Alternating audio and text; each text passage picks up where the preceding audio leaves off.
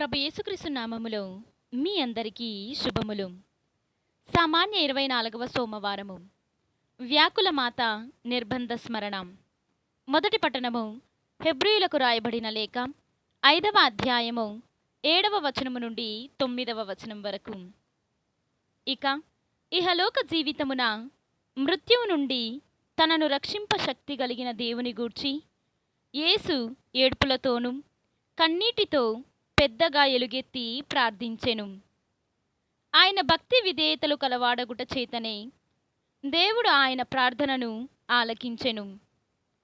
తాను దేవుని పుత్రుడై ఉండి కూడా తాను పొందిన బాధల ద్వారా విధేయుడై ఉండుటను ఆయన అభ్యసించెను.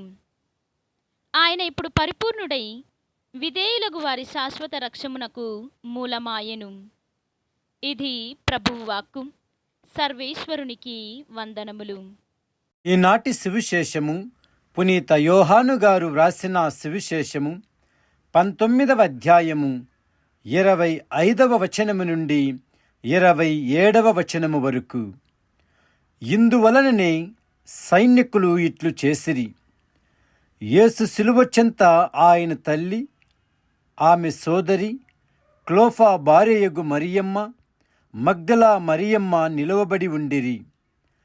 తన తల్లి తాను ప్రేమించిన శిష్యుడు దగ్గరగా నిలిచియుండుట యేసు చూచి, యేసు తన తల్లితో, స్త్రీ, ఇదిగో నీ కుమారుడు అనెను. ఆ తరువాత శిష్యునితో, ఇదిగో నీ తల్లి అనెను. శిష్యుడు ఆ గడియ నుండి ఆమెను స్వీకరించి తన సొంత ఇంటికి తీసుకొని పోయెను. ఇది క్రీస్తు సువిశేషము. క్రీస్తువా మీకు స్తుతి కలుగునుగాక.